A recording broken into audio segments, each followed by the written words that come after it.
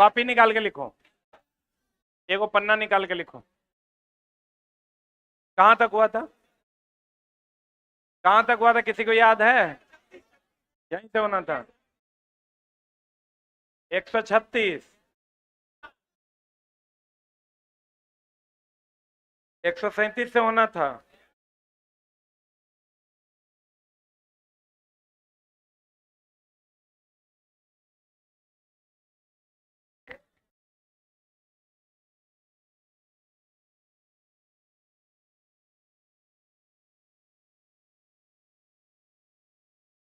कर दिया लाइव, शुरू करें।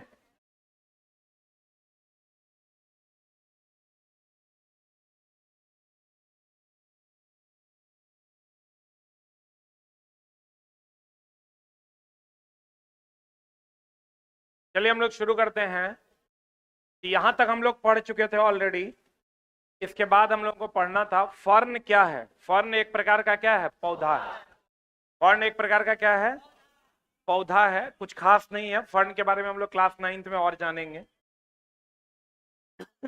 आ जाओ इधर। कहते हैं किसी पौधे या जानवर की विशेषता का अध्ययन क्या कहलाता है, जीव विज्ञान। एक मिनट रुक जा। अब जीव विज्ञान में दो भाग है, एक है बॉटनी, एक क्या है, जियोलॉजी।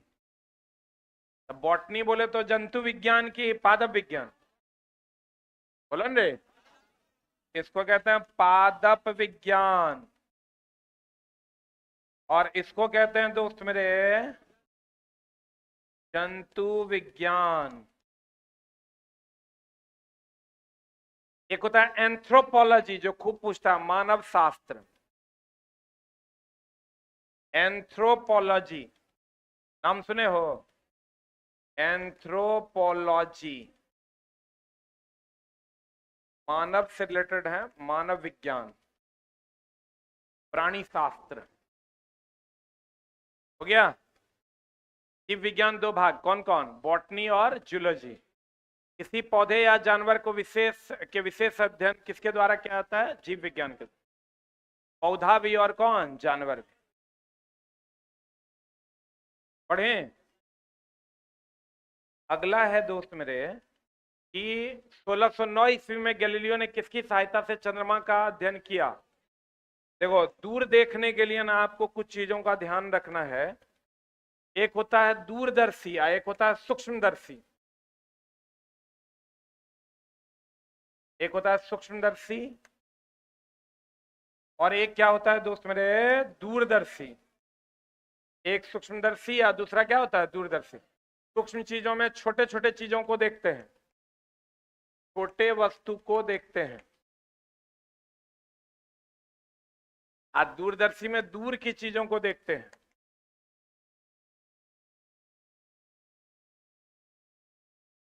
अब पहला दूरदर्शी जो है किसने बनाया था,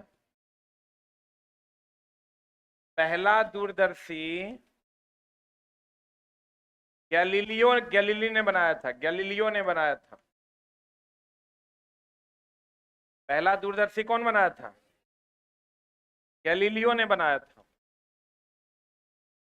पहला दूरदर्शी किसने बनाया था, गैलीलियो ने। गैलीलियो का काम क्या है, दूरदर्शी का काम क्या है, दूर की चीजों को देखना कि नजदीक की, दूर की चीजों को देखना।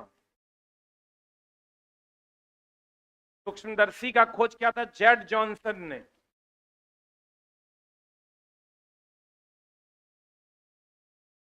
दूरदर्शी पूछ देता है, लड़का मार देता है गैलीलियो, और सूक्ष्मदर्शी पूछता है तो बस खत्म।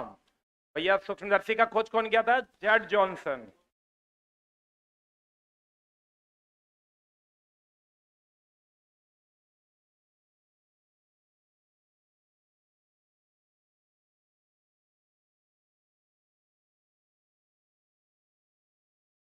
सूक्ष्मदर्शी का खोज कौन किया, जेड जॉनसन। और दूरदर्शी का खोज कौन किया, गैलीलियो।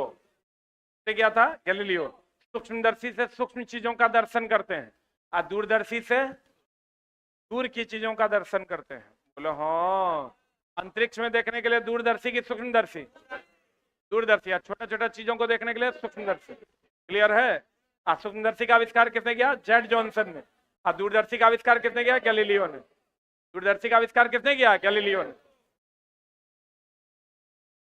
दूरदर्शी का आविष्कार किसने किया दोस्त मेरे? गैलीलियो ने। पढ़े? बताओ, कहता 1609 ईस्वी में गैलीलियो ने किसकी सहायता से चंद्रमा का अध्ययन किया था? चंद्रमा का अध्ययन करना मतलब दूर ना, बोलवे नहीं करेगा। देखो, चंद्रमा के बारे में अगर हम बात करें तो चंद्रमा चंद्रमा चंद्रमा, यहां से अगर आप अंतरिक्ष को देखिएगा तो आपको अंतरिक्ष काला दिखाई देगा। क्या दिखाई देगा? चंद्रमा, ध्यान से समझना, वस्तु दो प्रकार का होता है, एक प्रदीप्त, दूसरा अप्रदीप्त। वस्तु होता है दो प्रकार का, एक प्रदीप्त, अ का मतलब होता है नहीं, जकरा में चमक नहीं है वो क्या है? अप्रदीप्त। जकरा में चमक है वो क्या है? प्रदीप्त। प्रदीप्त जिसका खुद का प्रकाश हो।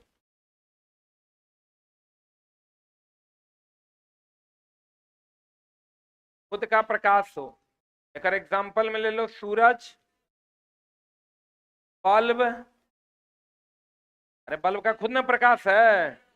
आज जिसका खुद का प्रकाश ना हो, खुद का प्रकाश ना हो, बताओ चंद्रमा दूसरे से प्रकाश न लेता है?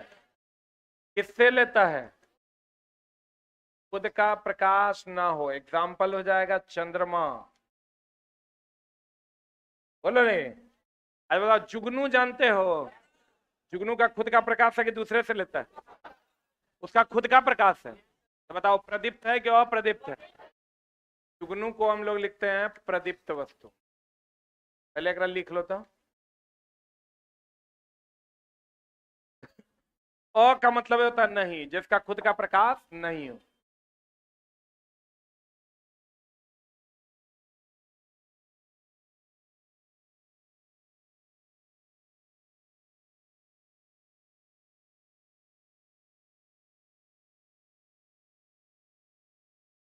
ये अपने में लोग कमेंट बॉक्स में लड़ने लगता है।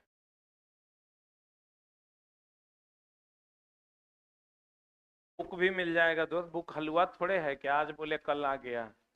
बुक प्रूफ रीडिंग होगा, करेक्शन होगा, तभी तो मिलेगा। हाँ, होली के बाद तो मिल जाएगा। नहीं नहीं, एलपी आ गया, चला इतना ना उसमें कंटेंट का मारा मारी हो गया कि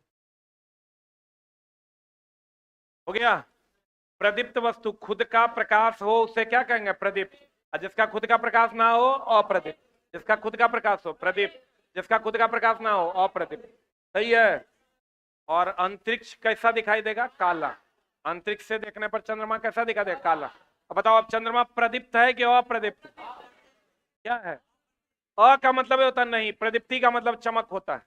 जैसे अभी अगर लाइट मेरे ऊपर पड़ रहा है, हम चमक हो रहे हैं, तो ये मेरी प्रदीप्ति है। ये मेरी क्या है? प्रदीप्ति। तो कहते हैं बताओ, चंद्रमा प्रदीप्त की अप्रदीप्त? क्योंकि इसका खुद का प्रकाश नहीं होता। प्रदीप्त में कौन हो गया? सूर्य। प्रदीप्त में कौन हो गया? सूर्य। सूर्य प्रदीप्त है। तारा प्रदीप्त है। जुगनू का खुद का रोशनी होता है, प्रदीप्त। बोले वह नहीं करेगा। अब बल्ब क्या है? प्रदीप्त है। मोमबत्ती की खुद की रोशनी है, प्रदीप्त है। चंद्रमा दूसरे से रोशनी लेकर चमकता है, अप्रदीप्त है। बुझा रहा है? चंद्रमा को पर से अंतरिक्ष को देखने पर कैसा प्रतीत होता? काला।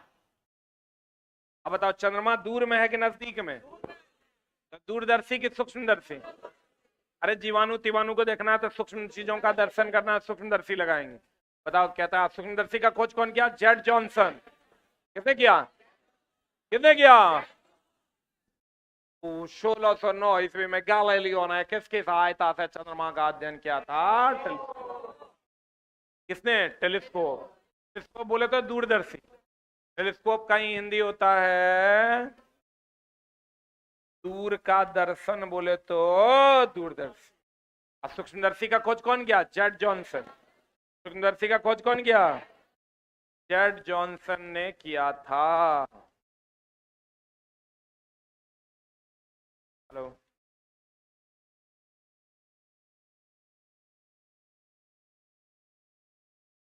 नहीं, अब देखो चंद्रमा का अध्ययन किससे किया गया? टेलीस्कोप से। पहली बार किसने किया? गैलीलियो ने, क्योंकि गैलीलियो ने ही इसका आविष्कार किया था। तो कहने देखेगा, सूरज देख नहीं पा रहा था बेचारा, बहुत चमकीला, चंद्र में देख लिया। बोलन रे पृथ्वी, ओ माय गॉड, पृथ्वी किस दिशा में घूमती है? पश्चिम से पूरब की। अब देखो ध्यान से समझना, पृथ्वी, ये तो ज्योग्राफी वाला मास्टर बा तुरा बताया होगा, नहीं बताया? पृथ्वी पश्चिम से पूरब घूमती है, ठीक ना? आप पश्चिम से पूरब अपने अक्ष पर कितना देर में घूम जाता है?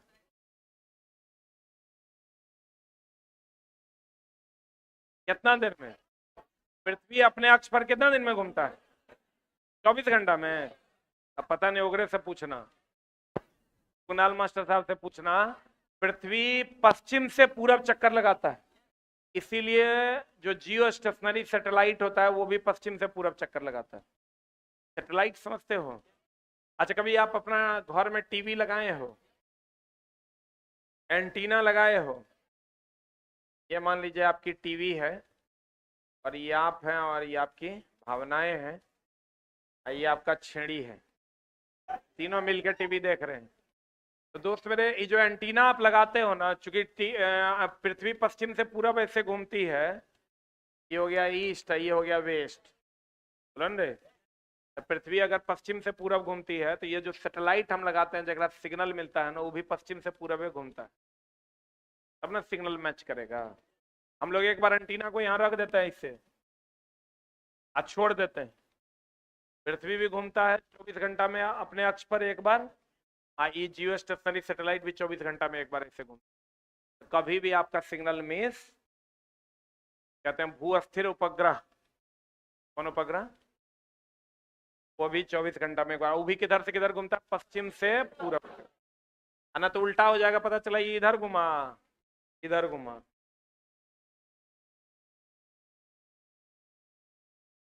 हाँ जी, चला हमरो ने पता है। अब बहुत ज्यादा हम पता करने की कोशिश भी नहीं करते हैं, इसलिए नहीं करते हैं क्योंकि जरूरत नहीं है। अब हमरा थोड़े एरोनॉटिक्स से इंजीनियरिंग किए हैं हम, मैंने ऊपर में जाकर देखना पड़ेगा किन्ने किन्ने सैटेलाइट कैसे कैसे लगा, सुनीता विलियम्स को बुलाना पड़ेगा। हाँ, क्या?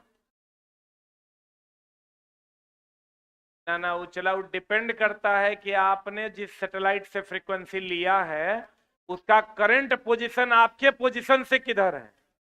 उतना जाना कहाँ है? बीपीएससी मास्टर बनना है कि अब सैटेलाइट उड़ावे के हो रहे तोरा? पागल सब। हमरा बोलोगे तो हम 3 घंटा यही पढ़ाएंगे, लेकिन अगर जरूरत नहीं है आपको, इसमें बहुत सारा क्वेश्चन पूछता है कि बताइए हमको जो है पृथ्वी के ऊबड़ खाबड़ होने के बाद भी हमको सिग्नल कैसे मिल जाता है, मॉड्यूलेशन क्या है, डीमॉड्यूलेशन क्या है। हम लोगों को उधर नहीं जाना है, इधर चुपचाप टिकटिका के आप पढ़ाना शुरू कर देना। A for apple, B for ball, ठीक ना? इधर आ जाओ, बात बहुत है लेकिन बोलेंगे नहीं, काट के चला देता है छोटा सा। एकदम चुपचाप वही पढ़ो जगह से नौकरी होगा, आज यदि खुदियाओ नहीं। पृथ्वी किस दिशा में घूमती है? पश्चिम से पूरब। आ कहेगा उपग्रह जो हम लोग छोड़ते हैं वो भी किधर से किधर घूमता है? पश्चिम से पूरब। नहीं घूमेगा तो सिग्नल मिसमैच कर जाएगा। बोलन रे, लिख दो, उपग्रह भी किधर से किधर घूमता है? पश्चिम से पूरब की ओर।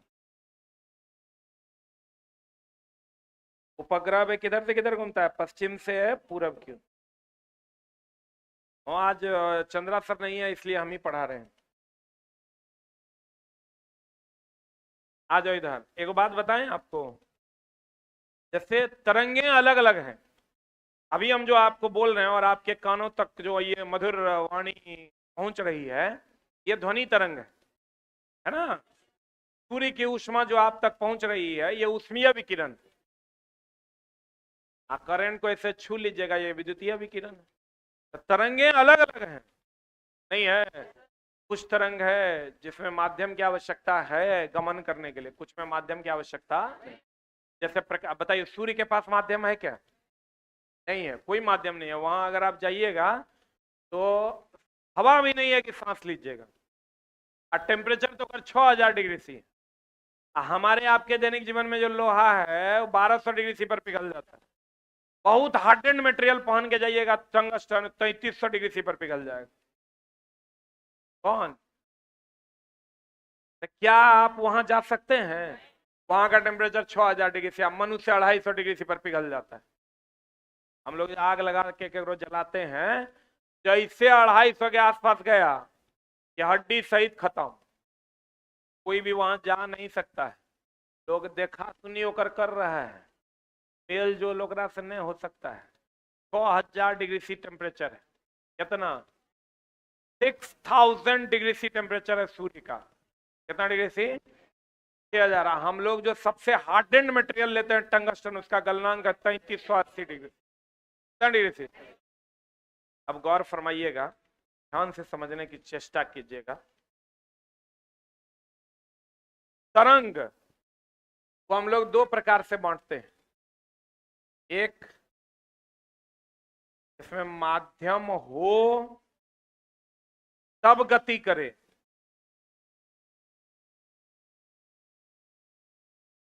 और दूसरा माध्यम न रहने पर भी गति करे।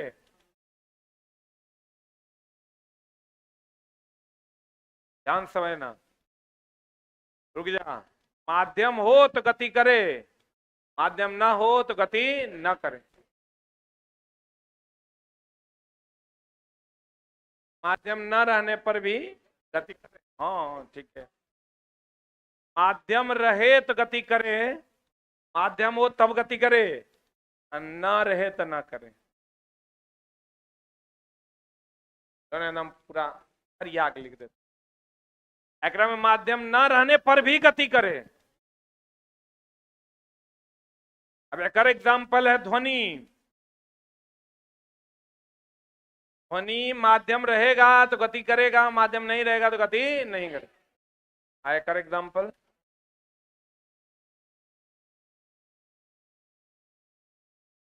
कि माध्यम रहे ना रहे गति करेगा, तब ना सूर्य का प्रकाश आ रहा है। देखो नहीं, सूर्य है इतना दूर माध्यम नहीं है, तब भी आ रहा है। हमारे पास माध्यम है तब भी आ रहा है। ध्यान से समझना, माध्यम रहे न रहे गति करे प्रकाश। अब माध्यम रहने पर गति करे, माध्यम न रहने पर गति न करे। कौन? ध्वनि। जैसे आप चंद्रमा पर चले जाइए, वहां वायुमंडल लगभग नहीं के बराबर। कहां पर? वहां अगर आप बोलिएगा ना, जैसे हम अभी बोल रहे हैं तो आप सुन रहे हैं ना, बोलिएगा तो आपका आवाज दूसरा आदमी सुनाई नहीं दे, क्योंकि वहां निर्वात के बराबर है, लगभग माध्यम नहीं है। तो आपको कहेगा बताइए चंद्रमा पर गोली चलाने पर आवाज कैसा होगा, ज्यादा अधिक की जीरो? जीरो। चंद्रमा पर कोई व्यक्ति बात कर सकता है क्या? नहीं, क्योंकि ध्वनि को गमन करने के लिए माध्यम चाहिए और चंद्रमा पर माध्यम नहीं। जा रहा है? चंद्रमा पर तब आप बात नहीं कर सकते, लिख के दे सकते हैं। जैसे यहाँ खड़ा है, अगर हमारा बोलना है कि हेरे बाबू खड़े हो जाओ, हम लिखेंगे हेरे बाबू खड़े हो जाओ, तभी खड़ा हो। निग्लिजिबल माध्यम है, माध्यम है लेकिन निग्लिजिबल। लिख लो इसको।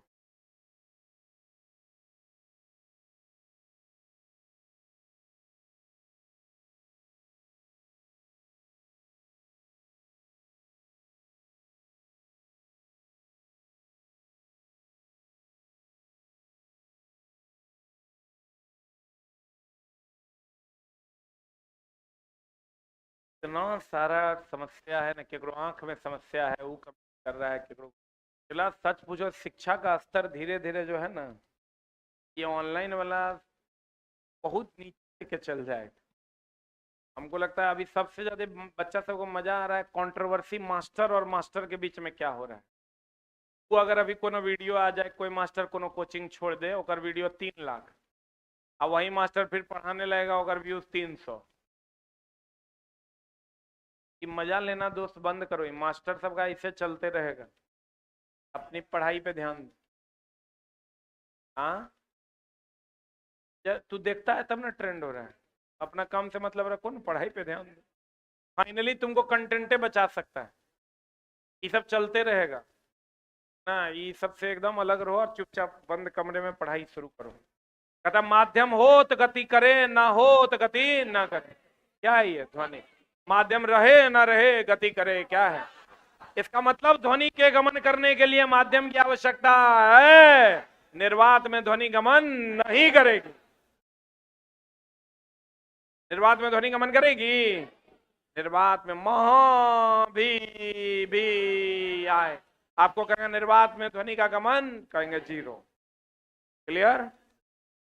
बाबू रे, हमरा अगर कहे ना कि सर 5 गो सवाल ऐसा बताइए जो एकदम पूछवे करेगा, तो हम कहेंगे निर्वात में ध्वनि का वेग जीरो होता है। समझ लो कितना हॉट क्वेश्चन, सब एग्जाम में पूछता है। चंद्रमा पर, चंद्रमा प्रदीप्त क्यों अप्रदीप्त? अप्रदीप्त क्यों? क्योंकि उसका खुद का प्रकाश नहीं। चंद्रमा पर दूसरों को की आवाज सुनाई क्यों नहीं देती? वायुमंडल नहीं होने के कारण, या इसी को कहेगा माध्यम नहीं होने के कारण। माध्यम नहीं होने क्या कारण?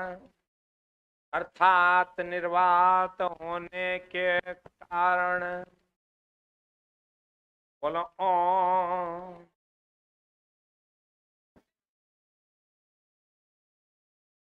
अगला अगला अगला, तारे पूर्व से पश्चिम की ओर गति करते हुए क्यों प्रतीत होते हैं? किसके घूर्णन गति कारण? पृथ्वी के। क्योंकि पृथ्वी भी घूर्णन किधर से किधर करती है? पश्चिम से पूरब। पश्चिम से किधर की ओर? पूरब। तारे टिमटिमाते हैं अपवर्तन के कारण। ये वो चीज ध्यान में रखना चला, घटना बहुत सारा है। एक होता है परावर्तन और एक होता है अपवर्तन। अपवर्तन का जितना एग्जाम्पल है ना ऊपर उठा हुआ या प्रतीत होता हुआ जितना एग्जाम्पल है, सब अपवर्तन। जैसे सुबह में सूर्य बड़ा प्रतीत होता है कि छोटा? अपवर्तन है। तारे टिमटिमाते प्रतीत होता है, अपवर्तन है। पानी में डूबा सिक्का ऊपर उठा प्रतीत होता है, अपवर्तन। पानी में डूबी लकड़ी का टुकड़ा टेढ़ा प्रतीत होता है, अपवर्तन। अपवर्तन, अप मतलब ऊपर उठा हुआ, अप मतलब क्या? ऊपर उठा। चलो इस पर हम लोग विशेष चर्चा आगे भी करेंगे। बृहस्पति ग्रह का द्रव्यमान पृथ्वी के द्रव्यमान का कितना गुना है? 318 गुना। देख लो कितना गुना है। लेके कैसे आई थी? तुमको पता था क्या साइंस होगा? तेली ढो के लाती थी। बृहस्पति ग्रह का द्रव्यमान पृथ्वी के द्रव्यमान से कितना गुना? 318 गुना। मंगल ग्रह के कितने प्राकृतिक उपग्रह? 2। कितने हैं? 2। सबसे कम घनत्व वाला ग्रह कौन है? ये सब तो तेरा ज्योग्राफी वाला मास्टर पढ़ाता होगा। पृथ्वी के अक्ष पर कितना कोण पर घुमा? 23.5 डिग्री। ये सब पता है ना? तो कहते कल भी हम लिखने का तुमको मौका देंगे, 3 मिनट तुम पीडीएफ लेके आना, लिख लेना। बताओ किस ग्रह में सबसे चमकीला ग्रह माना जाता है? ये हमको बताना है जी। शुक्र ग्रह को सबसे चमकीला माना जाता है। तारों को की दूरियों को किसमें व्यक्त किया था? प्रकाश। देखो ये बढ़िया से पढ़ लो, ध्यान से समझना। प्रकाश वर्ष सब कितना तेज है, देखो नंबर दे दे के अपना लिख ले रहा है, चढ़ा लेंगे। अरे बाप रे,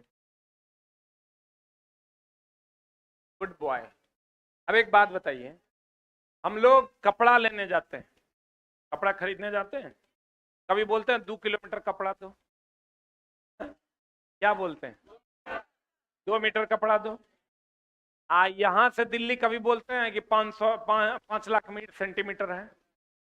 उसको किलोमीटर में नापते हैं। इसका मतलब हर जगह दूरी को नापने के लिए अलग अलग पैमाना है। जब यहां से दिल्ली जाना है तो किलोमीटर में, यहां से वहां जाना होगा तो मीटर में, कपड़ा नापना है तो मीटर में, लकड़ी नापना है तो फुट में। लगा था 3 फुट लकड़ी है, तो सबके अलग अलग पैमाने होते हैं। अब यहां लंबी दूरी को मापने के लिए भी अलग पैमाना। रुक जा। 1000 मीटर बराबर, ये पता होगी ना, 7 16 दुनिया 8।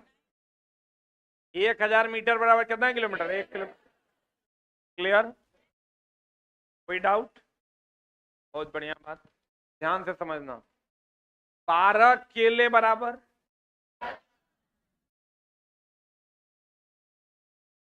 1 दर्जन। हमारा पढ़ने के बाद थोड़ा संतुष्टि लगता होगा ना, लगता है ना? बहुत बढ़िया मास्टर है। 1000 मीटर में 1 किलोमीटर, 12 केले बराबर हम लोग कह दे 1 दर्जन केला दो, तोरा से उन्हें पूछेगा कई को केला चाहिए, तेरा 12 को गिन के दे दे।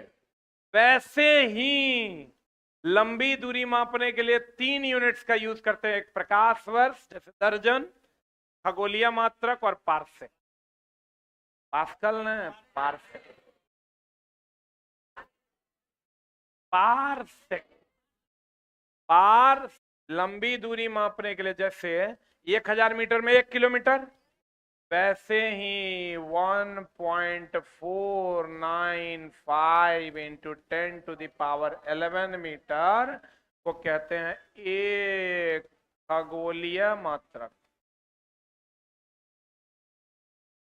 ध्यान समझना, क्या कहते हैं इसको? एक खगोलीय मात्रक। और 9.4 इंटू 10⁻15 मीटर को कहते हैं एक प्रकाश वर्ष। और वैसे ही 3.06 इंटू 10⁻16 मीटर को कहते हैं एक पार्सेक। रुक जाओ रुक जाओ रुक जाओ रुक जाओ बाबू रे, सोना रे हमार, 1 मीटर में कितना सेंटीमीटर? ये जानते हैं कि नहीं? नहीं जानते हैं? नहीं जानते हैं? 1 मीटर में 100 सेंटीमीटर, यानी अगर 1 मीटर कह दिया मतलब 100 सेंटीमीटर कह दिए।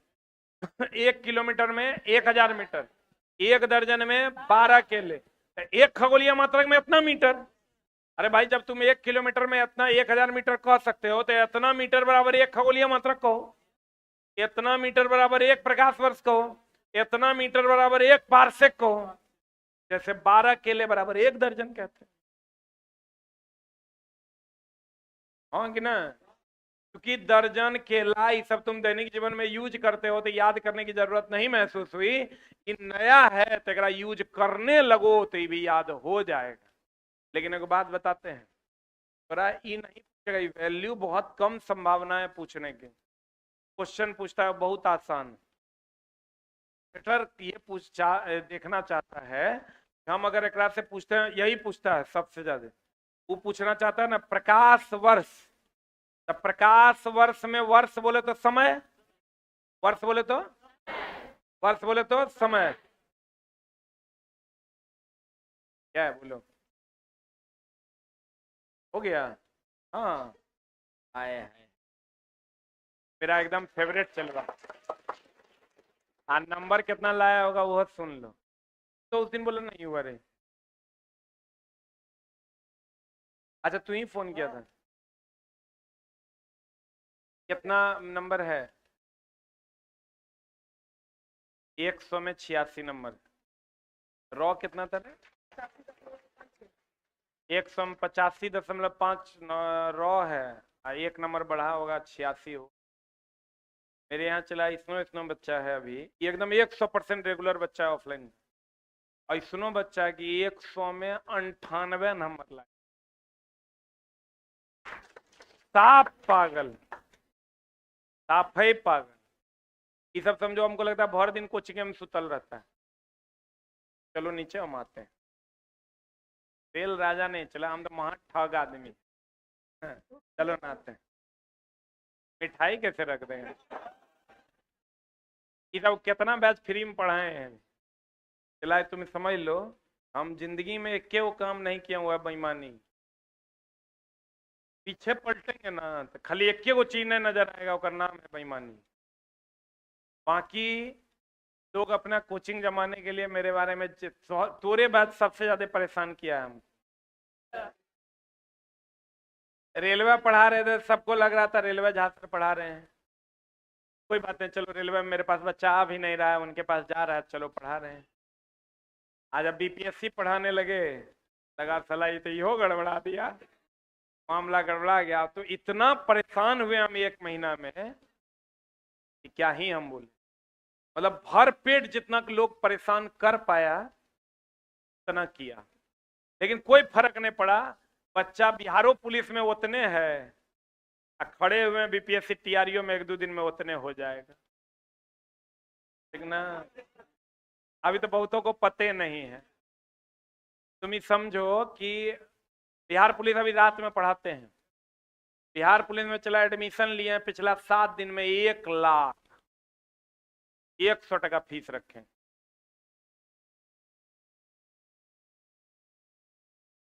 हम पढ़ा रहे हैं साइंस, हमारा बढ़िया साइंस पढ़ा तो ले लो एडमिशन, नहीं पढ़ा पाओगे नहीं जाएगा। अब अपना अपना देखो। मतलब ये बैच समझो ऐसा हमको परेशान किया गया है, चारों तरफ से जो है घेरने की कोशिश की गई, लेकिन बच्चा भी ऐसा है कि वो स्थिर से आता है, पढ़ लेता है, चल देता। अब मामला क्या है वो भी तुम लोग को भी बता देते हैं। मेरा सबसे ज्यादा हमको बच्चों के द्वारा जो है उल्टा पुल्टा सुनवाया गया इस बात को लेकर के कि हम आईटीआई वाला के फेवर में नहीं है तो नॉन आईटीआई वाला के फेवर में नहीं है। मामला क्या है, ग्रुप डी में सबको भरने का मौका दिया गया, जो आईटीआई किया है वो भी, जो 10th पास है खाली वो भी। लेकिन 2019 में ये बात रेलवे ने कहा था कि हम आईटीआई अनिवार्य करेंगे। रेलवे डर से नहीं किया कि लड़ाई झगड़ा हो जाएगा, फिर नॉन आईटीआई वाला हल्ला करेगा। पिछले बार ट्रेन जला था, रेलवे पिछले बार आईटीआई अनिवार्य किया, ट्रेन जला तो फिर बैक होके दोनों को मौका दिया था। इस बार सोचा आईटीआई अनिवार्य बोला था कि अगला बार कर देंगे, फिर इस बार क्या किया, नहीं किया तो आईटीआई और 10 दोनों को मौका दिया। आईटीआई वाला कह रहा हमारा था, तुम बोला था भाई कि आईटीआई अनिवार्य करेंगे, हम इसीलिए आईटीआई किए हैं। और 10th वाला कह रहा है कि ग्रुप डी में आईटीआई कौन काम है। तो सब मिल के आपस में लड़ रहा है, आईटीआई वाला नॉन आईटीआई वाला, बच्चों लड़ गया, अब मास्टरों लड़ गया। इसमें जिसको इसको रेलवे के नाम, रेलवे पे तो एक को नाम पे रोटी सिखाएगा, वो है एसके झा के नाम पे वीडियो बनाओ, खूब व्यूज आएगा। सब अनाधून जो है वीडियो बनना शुरू हो गया। हम लोग के साथ चला समस्या है, हम इस फेवर में है कि वैकेंसी को 1 लाख कर दो, 1 लाख कर दो। 50,000 आईटीआई वाला को, 50,000 नॉन आईटीआई। 6 साल में वैकेंसी देते हो, 32,000 वैकेंसी। अभी 14,000 वैकेंसी दिया है टेक्नीशियन में, उसमें आईटीआई अनिवार्य था। आईटीआई ने आउकस का कट ऑफ गया 93 नंबर, 90 नंबर, 84 नंबर। तो वैकेंसी बढ़ के आए तब ना काम होगा, ऐसे दोनों को फायदा होगा, आईटीआई और 10 दोनों को फायदा होगा। तो इसी पर बात हुआ। तो आप देखो, इधर खड़ा होंगे तो उगर आएगा, इधर खड़ा होंगे इगर आएगा। गाली तो हमारा सुनने हैं, हम लोग कोई बात नहीं, जितना गरियाना है गरियाओ। हम इस फेवर में है ये नहीं है कि 32,000 वैकेंसी में तुम लोग जो है किचाहीन करके लड़ो। वैकेंसी 1 लाख करो, ओकर बात में अगर तू मेरे साथ है, जे वो साथ है, नहीं है आनी मुनी हम नहीं जाने। वैकेंसी बढ़ाएगा नहीं, 32,000 वैकेंसी में समझो 7-8 हजार तो रिजर्वे है, 20-22 हजार बचेगा। केकरा मिलेगा बच्चा, चला 40 लाख है लड़का आईटीआई के लिए, केकरा मिल जाएगा। अब ऐसा ऐसा टैलेंटेड कई गो है। इसलिए अब इस बात पे फालतू का जो है ट्रोलिंग हुआ, और सब कहता है इसके जहाँ गलत है तो मेरे साथ नहीं है, वो कहता है वो मेरे साथ नहीं। हम बोले हम ना तोरा साथ हैं ना हम तोरा साथ हैं, हम बीच में खड़े हैं, आनी मुनी हमने जानी। हमारा विरोध करना है करो, हमारा कोई फर्क नहीं पड़ता है, करो। किसी न किसी से गाली सुनने हैं। अभी जकर फेवर में रहेंगे वो कहेगा वाह वाह, वो गरी आएगा, अहेने मत जाएंगे तो वो गरी आएगा। हमारा सुनने हैं गाली, जकरा देना है दो। अब आ जाओ इधर, कहता है 1 मीटर बराबर कितना सेंटीमीटर, 100। 1 किलोमीटर बराबर 1,000 मीटर। तो भैया ये तुमको क्वेश्चन क्या पूछेगा, चूंकि प्रकाश वर्ष है, प्रकाश क्या है, प्रकाश वर्ष। तो वर्ष बोले तो किसका मात्रक ना, वर्ष लगल है मतलब लोग समझता है समय का मात्रक होगा। अरे 1 साल समय है कि दूरी है? तो प्रकाश वर्ष लगल है तो लोग समझेगा समय का मात्रक है, बोलवे नहीं करे। इसीलिए थोड़ा पूछेगा प्रकाश वर्ष किसका मात्रक है, समय का, दूरी का, किसका मात्रक है? दूरी का कि समय का? प्रकाश वर्ष दूरी का मात्रक है, ना कि समय का। यही क्वेश्चन पूछता है। और दूरी में भी लंबी दूरी की छोटी दूरी? बाप रे बाप, 10⁻15 मीटर यही है जी। ये 1000 हो गया 10⁻3, 4 हो गया कितना 10,000, 5, 6, 7, 8, 9, 10, 11, 12, 13, 14, 15, बहुत नहीं हो गया? इसलिए लंबी दूरी को मापने के लिए हम लोग इसका उपयोग करते हैं। खगोलीय मात्रक का उपयोग करते हैं सूर्य एंड पृथ्वी के बीच की दूरी को नापने के लिए। लिख लो इसको।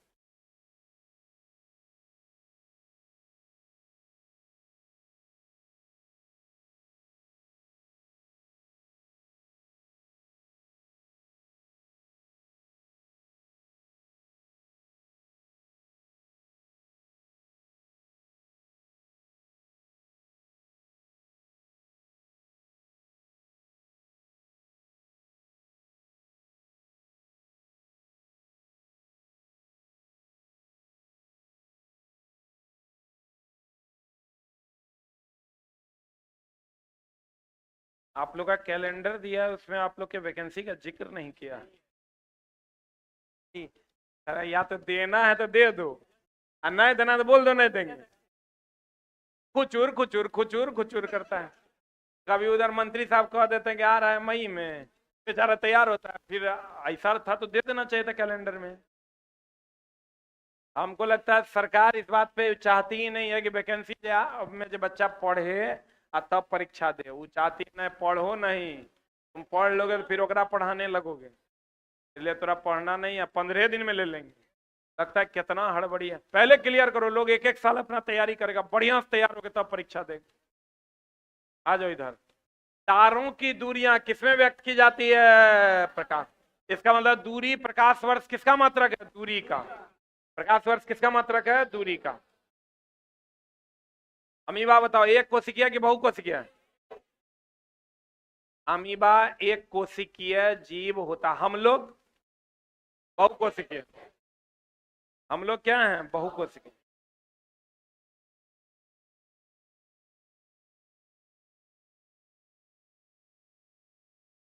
अगला, मानव शरीर में संरचनात्मक और क्रियात्मक इकाई को क्या कहा जाता है? कोशिका।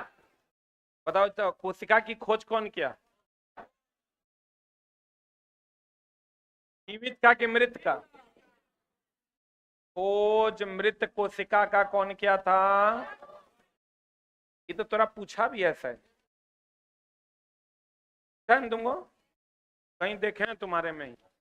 Robert Hooke. अमृत कोशिका का खोज, सॉरी, खोज जीवित कोशिका का स्टीवन हॉक।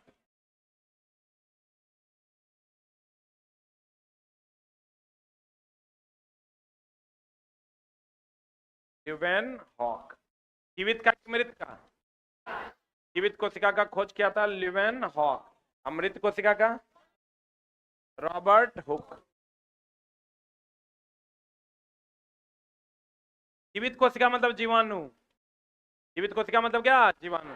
अब बताओ, हमारा शरीर किससे बना हुआ है? कोशिकाओं से। किससे बना है? जीवन की सबसे सूक्ष्मतम इकाई पूछेगा था कोशिका। किडनी की सबसे सूक्ष्मतम इकाई नेफ्रॉन।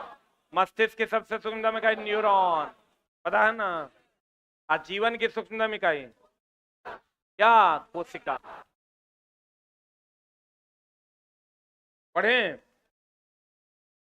कोशिका किस प्रकार के जीवों में पाई जाती है? सब में ना, छोटे जीव में भी और विशाल में भी। सब जीव कोशिकाओं से मिलकर बना है। सारे जीव किससे बने हैं? कोशिका। चाहे वो छोटा हो या बड़ा। पता, लेंस का आविष्कार के बाद किस वैज्ञानिक ने सर्वप्रथम सूक्ष्म जीवों को देखा था? रॉबर्ट हुक ने। कौन लेंस से? उत्तल लेंस। क्योंकि उत्तल लेंस में ही बड़ा प्रतिबिंब बनता है। पत्तियों का हरा रंग किसके कारण? हरित लवक के कारण, दैट इज क्लोरोप्लास्ट के कारण। बता, कोशिकाओं के आकार को मापने वाले यंत्र को क्या कहते हैं? माइक्रोमीटर। आपको क्वेश्चन पूछेगा कोशिका को के आकार को नापा किसमें जाता है? माइक्रोन में। इसको सीख लो, चलाई पूछता है। कल हम लिखने का मौका देंगे, आप टेंशन नहीं लीजिए। देखो माइक्रो, एक माइक्रोन, अच्छा बताइए 1 मीटर में कितना सेंटीमीटर? कोई दिक्कत? 1 माइक्रोमीटर में 10⁻⁻6 मीटर होता है। आप समझो ये कितना है? 1 मीटर में 100 सेंटीमीटर। इसको 1 माइक्रोमीटर बराबर हम लिख सकते हैं मिलीमीटर। जानते हो मिलीमीटर छोटा इकाई है कि बड़ा? 10⁻⁻3 मिलीमीटर। इसी को हम लिख सकते हैं 1 माइक्रोमीटर बराबर। बताओ 10⁻3 है तो नीचे जाएगा 10⁻3 हो जाएगा। तब कितना हो जाएगा? 0.001 मिलीमीटर। बोलो हाँ। 1 माइक्रोमीटर बराबर कितना मीटर? 10⁻6 मीटर। 1 माइक्रोमीटर बराबर 10⁻3 मिलीमीटर। ये पूछता है, चला इसको लिख लो। माइक्रोन जो है, सूक्ष्म जीवों को माइक्रोन में नापते हैं। सूक्ष्म जीवों को किसमें नापते हैं? माइक्रोन में।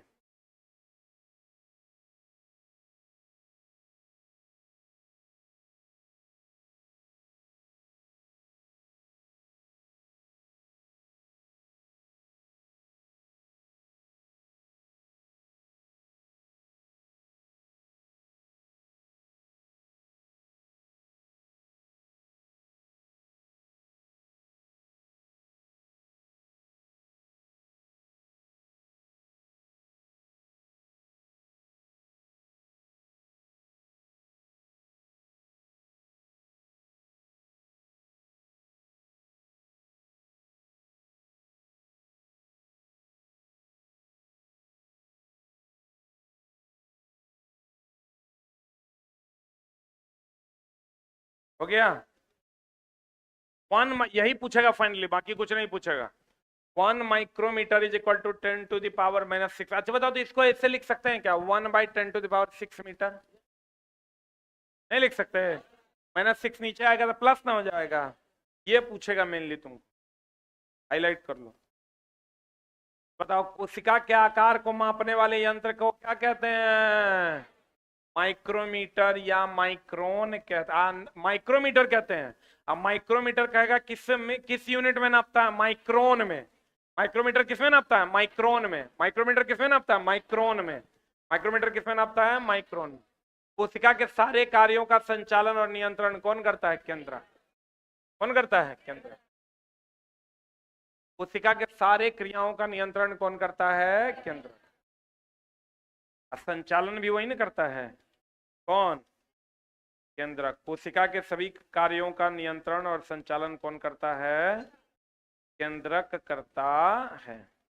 सब कोशिका शरीर की सबसे सूक्ष्मतम इकाई है कि महत्तम? सूक्ष्मतम। किडनी की सबसे सूक्ष्मतम इकाई? नेफ्रॉन और न्यूरॉन अलग अलग है, ध्यान रखना। ना तो ऑप्शन में देगा, गड़बड़ा मत देना। शरीर की सूक्ष्मतम इकाई कौन? शरीर की सूक्ष्मतम इकाई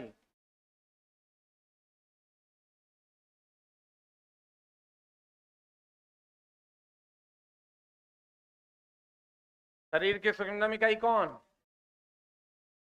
कोशिका। किडनी की सूक्ष्मतम इकाई? नेफ्रॉन की न्यूरॉन? नेफ्रॉन। मस्तिष्क का? मस्तिष्क की सूक्ष्मतम इकाई है न्यूरॉन। न्यूरॉन मस्तिष्क में होता है। इसीलिए देखिए, आए रो किडनी का इलाज करने वाले को कहते हैं नेफ्रोलॉजिस्ट। क्या कहते हैं इसको? नेफ्रोलॉजिस्ट। तंत्रिका तंत्र के मस्तिष्क का इलाज करवाने वाले को न्यूरोलॉजिस्ट कहते हैं। इसीलिए क्योंकि तंत्रिका तंत्र के सूक्ष्मतम इकाई को क्या कहते हैं? न्यूरॉन। तंत्रिका तंत्र के सूक्ष्मतम इकाई को क्या कहते हैं? न्यूरॉन।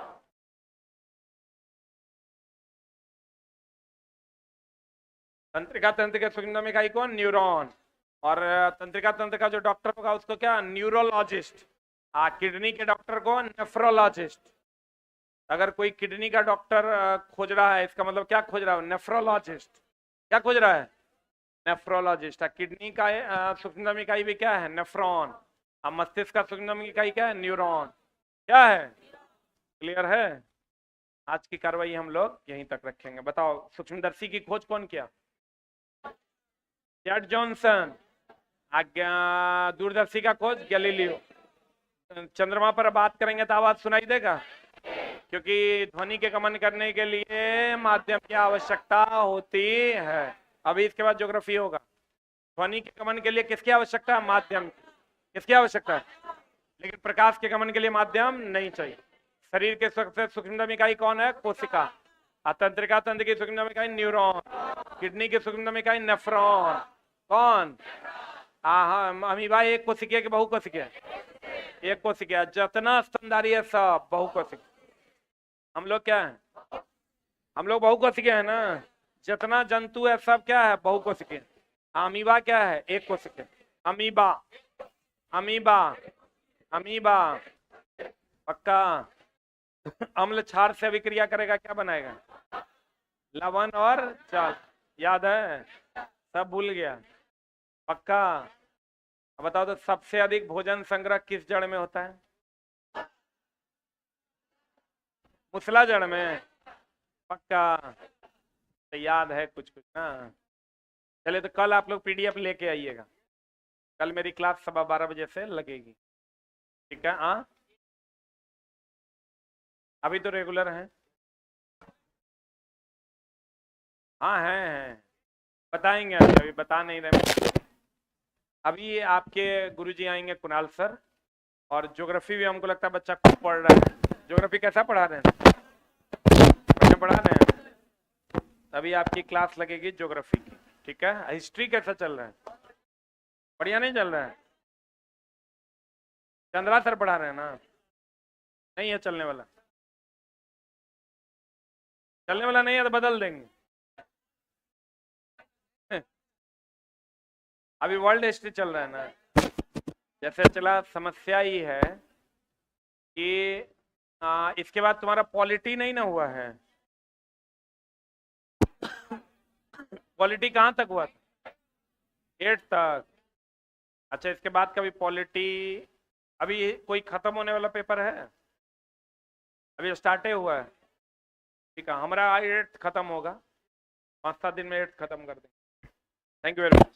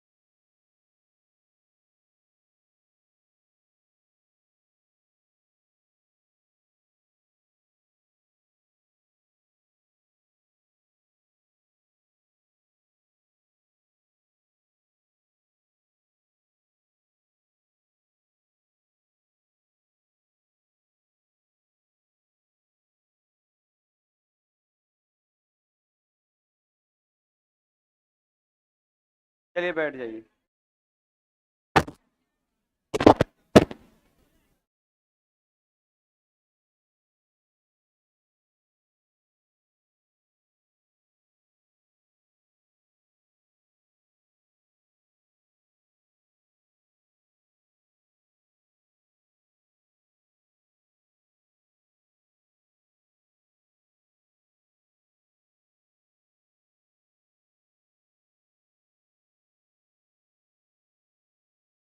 Seventy two.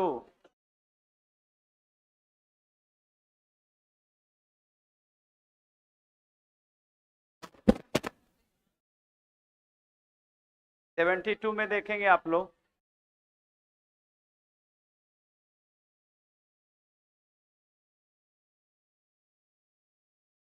कहता है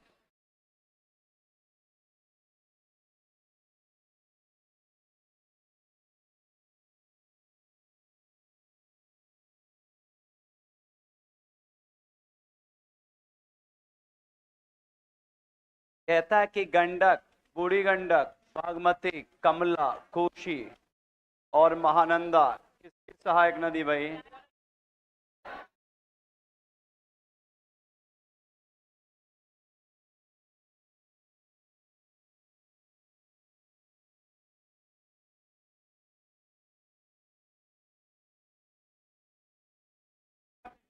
ये हो गया था।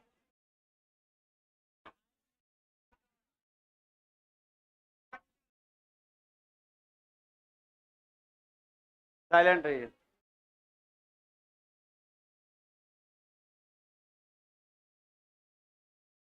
हो गया, चलिए। मतलब सहायक है, ध्यान देंगे, सहायक है, नहीं काट देंगे। अब ध्यान देंगे यहाँ पे सहायक नदी को लेकर सदैव ध्यान रखिएगा कि गंगा गंगोत्री से निकलती है। कहाँ से निकलती है? और गंगा की सहायक, गंगा की सहायक नदी, तो सबसे पहले ध्यान देंगे, एक सवाल पूछता है कि उत्तर से आकर मिलने वाली गंगा की सहायक नदी, उत्तर से आकर, उत्तर से गंगा की सबसे पहली सहायक नदी है राम गंगा। कौन? तो पहली सहायक नदी कौन है? जगह वहां नहीं है इसलिए कर यहां लिख रहे हैं, पहली राम गंगा। पहली कौन? दूसरी नदी है गौमती। कौन? दूसरी नदी कौन है? गौमती। तीसरी की बात करेंगे तो तीसरी नदी ध्यान रखिएगा आपका जो है, उस नदी का नाम है, ध्यान रखिएगा, घाघरा। क्या नाम है? घाघरा। कौन सा भाई?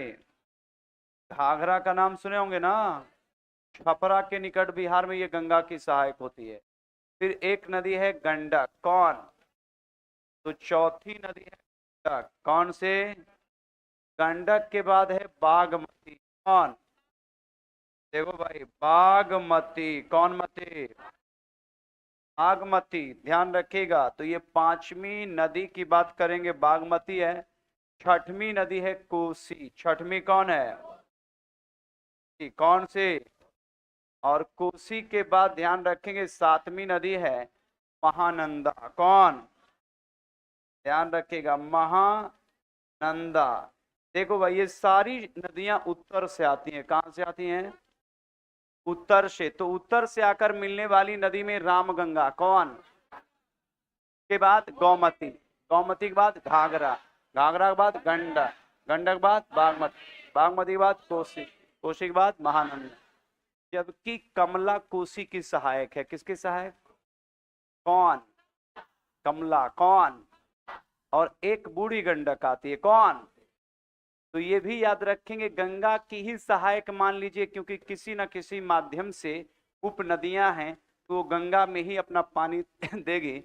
इस लेकर कोसी हो, कमला वालान हो, बूढ़ी गंडक हो, गंडक हो, महानंदा हो, ये सारी नदियां ध्यान रखेंगे गंगा की सहायक है। किसकी सहायक है?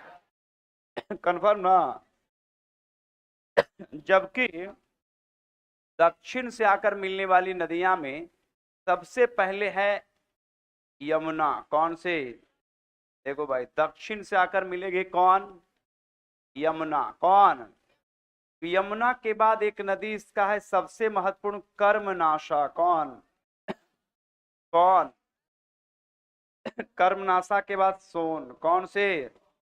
सोन के बाद पुनपुन। कौन से?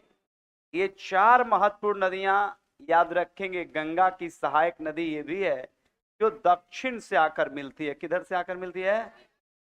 तो दक्षिण से आकर मिलने वाली गंगा की प्रमुख सहायक नदी में यमुना। कौन? कौन? कौन? यमुना के बाद कर्मनाश। कौन? कर्मनाशा के बाद और सोन के बाद। ये सारी सहायक नदी किसकी है? गंगा की। किसके? लेकिन ऑप्शन में फंसाएगा आपको, ऑप्शन में फंसाएगा कि गंगा की सबसे बड़ी सहायक नदी कौन है? तो यमुना। कौन? तो गंगा की सबसे बड़ी सहायक नदी कौन? यमुना। कौन? कंफर्म ना?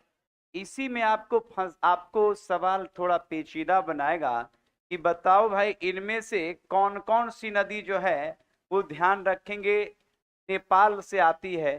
तो नेपाल से देखो आती है घाघरा। कौन? कौन? गंडक। कौन? गंडक भी कहां से आती है? नेपाल। बागमती कहां से आती है? नेपाल। कहां से? नेपाल। और कोसी कहां से आती है? नेपाल। तो सिंधु की सहायक नदी में चार नदियां। कितनी नदियां? घाघरा। कौन? गंडक। कौन? बागमती। कौन? कोसी। कौन? ये सारी नदियां कहां से आती हैं? नेपाल से। कहां से? तो नेपाल से आने वाली प्रमुख नदी में घाघरा। कौन? गंडक, बागमती, कोसी। क्लियर ना? तो ये पूरा का पूरा ध्यान रखिएगा। और इसी तरीके से आपका सवाल पूछता है, कभी पूछ देता है कि इनमें से कौन सी नदी उत्तर से आकर गंगा में नहीं मिलती है। किसी में पूछ देता है कि इनमें से कौन सी गंगा की सहायक नदी दक्षिण से आकर मिलती है। तो इस तरीके के सवाल आपसे पूछे जाएंगे। सवाल इसी में दे देगा कि इनमें से कौन सी नदी गंगा की सहायक नदी नेपाल से नहीं आती है। अब देखिए उसमें चार ऑप्शन क्या दे देगा। एक दे देगा गौमती, दे देगा घाघरा, दे देगा गंडक, दे देगा और बागमती। ध्यान सुनिएगा, एक है गौमती, घाघरा, गंडक और बागमती। प्रश्न है कि इनमें से कौन सी नदी नेपाल से नहीं आती है? क्या मारिएगा? गौमती। कौन से? तो सवाल सब नॉर्मल ही रहता है, पेचीदा उसको बनाया जाता है। बात समझ गए ना? तो इसी तरीके से आपका सवाल आएगा। जबकि कई बार मैंने आपको बताया है कि गंगा भारत के 5 राज्यों से बहती है। कितने राज्य? तो एक सवाल ये भी बनेगा कि गंगा भारत के कितने राज्य से? 5। कितने? उत्तराखंड। कौन सा? यूपी। कौन सा? यूपी के बाद बिहार, बिहार के बाद झारखंड, झारखंड के बाद वेस्ट बंगाल। कन्फर्म ना? तो एक सवाल फिर बना कि गंगा बताइए भारत के कितने राज्य से? 5। कितने? कितने? तो गंगा भारत के कितने राज्य से? 5। कितने? पहला कौन?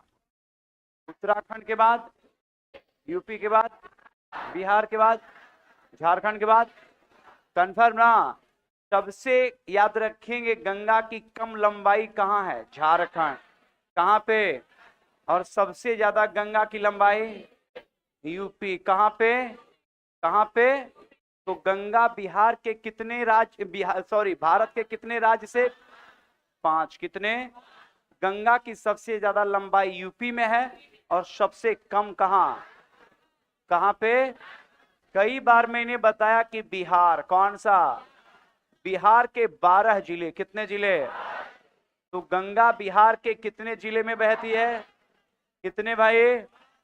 12 जिले। कितने? कन्फर्म ना? तो गंगा बिहार के कितने जिले? 12। कितने? कितने? और भारत के कितने राज्य? कितने? गंगा की सबसे लंबी सहायक नदी यमुना। गंगा को बांग्लादेश में पद्मा क्या कहते हैं? क्या कहते हैं? गंगा की उत्पत्ति गंगोत्री से होती है। कहां से? जहां पर ये भागीरथी के नाम से। किस नाम से? और ये नदी पहुंचती है देवप्रयाग। कहाँ? देवप्रयाग में इसमें आकर मिलती है अलकनंदा। कौन? तब ये बनती है गंगा। क्या बनती है? तो गंगा, गंगा कहाँ बनती है? देवप्रयाग। देवप्रयाग में दो नदी मिलती है, कौन कौन? भागीरथी और भागीरथी और भागीरथी और कौन प्रयाग? रुद्रप्रयाग, कर्णप्रयाग, नंदप्रयाग, विष्णुप्रयाग। कन्फर्म ना? तो कुछ कुछ सीखिए गए होंगे, है ना? कुछ तो जरूर सीखे होंगे। बात समझे? तो अगर नींद भी आ रहा है तो मेरा कोशिश रहता है कि भाई थोड़ा सिखाया जाए, और इसको अगर हम लिखा देंगे ना, इसको वो कुछ नहीं याद रहेगा, वो कॉपी में रहेगा। बात समझ रहे ना? चलिए, लगल रहिएगा, हो जाएगा। ऐसा बहुत हमारे पास पेशेंट आया था, है ना? बहुत पेशेंट हमारा पास आया है जो कि एकदम लाचार था कि की होगा, है ना? लेकिन उस सब को है ना, जिसके उद्देश्य से आया था वो सबका हुआ है। लेकिन हम यही बोले थे कि देखो भाई, तुम लोग का बीमारी है खतरनाक, मतलब है डायबिटीज टाइप का, टीबी टाइप का है, तो एक दवाई चलता है लंबा। तो यहाँ हमारे पास जो क्लिनिक में लोग आए हैं ऑफलाइन में, वो सब पेशेंट है बड़ा डेंजर। तो उसको हम बोले कुछ नहीं, बस हमारा दवाई बहुत ज्यादा दाम का नहीं है, 500 रुपया में एक चीटा कटता है ना? बाकी जो है ज्यादा नहीं है। दूर वाला तो ऐसे भी देखिए रहा है। बाकी आराम से आप लोग का इलाज हम करेंगे, आराम से आप लोग रहिए और कंटिन्यू मेहनत करते रहिए, एकदम 100% होगा, ये ध्यान रखिएगा। बीच में छोड़िएगा, फिर शुरू करना पड़ेगा। चलो भाई, फिर एक बात गलत है, इसमें हम अच्छा फील नहीं करते हैं। ये सब होता है कहाँ जानता है? हाँ। नेक्स्ट सवाल की ओर चलेंगे। प्यारे कहता है कि छाड़न झील दलदल और चौर भूमि का विस्तार किसके कारण होता है? बाढ़। छाड़न झील कौन? छाड़न मतलब छोड़ा हुआ पानी, छोड़ा हुआ पानी। जैसे नदी आई बह के, ध्यान समझिएगा, जैसे नदी आई तो आप जानते हैं कि नदी मार्ग भी बदलती है। नदी ऐसे बह रही है, बह रही है। अवरी नदी की किया, इधर से नहीं के सीधे ही बह गया इधर, तो बीच में ये झील बनेगा कि नहीं बनेगा? तो ऐसे झील याद रखेंगे। कहता कि छाड़न झील कौन? और अक्सर नदी के किनारे देखिएगा दलदल भूमि होता है ना, और उसी को कुछ एरिया को चौर भूमि कहते हैं। क्या? कौन भूमि? पूरा का पूरा याद रखेंगे। जैसे नदियां कभी कभी होती है दो ब्रांच में बढ़ जाती है। आप चलेंगे गंगा, क्योंकि देखिए ज्योग्राफी में बहुत सारी चीज प्रैक्टिकल है जो कि आपको दिखाना पड़ेगा, है ना? बात समझे कि नहीं समझे? तो बहुत चीज दिखाना पड़ता है, तो उतना तो आप समझिए रहे कि उतना तो हालात ठीक नहीं है आप लोग का भी। नाम संस्थान का हालात ठीक है कि आपको नीलगिरी का दौरा करवाएं, बाकी वो सब बड़े बड़े यूनिवर्सिटी जहाँ रिसर्च होता है वहां पर जाके दिखवाया जाता है। तो दो नदियां बह रही है, दोनों एक साथ मिली, बीच में जो याद रखेंगे क्षेत्र होगा चौर भूमि कहलाएगा। क्या कहलाएगा? चौर भूमि। क्या कहलाएगा? नहीं तो जाइए ना एनआईटी के पास गंगा घाट जाइएगा, देखिएगा कि इधरों से पानी निकल गया, इधरों से पानी निकल गया, बीच में जमीन है ना? तो ऐसे याद रखेंगे, क्षेत्र को याद रखेंगे, चौर भूमि भी कहा जाता है। तो स्पष्ट रूप से, जबकि दलदल तो आप लोग को पता ही है, और छाड़न झील, तो छाड़न झील दलदल चौर भूमि कहता विस्तार बाढ़ के कारण। किसके कारण? क्योंकि बाढ़ जब आता है तो नदी अनियंत्रित हो जाती है, बहने का इधर से बह गई इधर से। ऐसा भी होता है कि एक धारा इधर से निकल गया, एक धारा इधर से निकल गया, अब फिर दोनों जाके कुछ किलोमीटर के बाद दोनों जाके फिर एक में मिल जाएगा।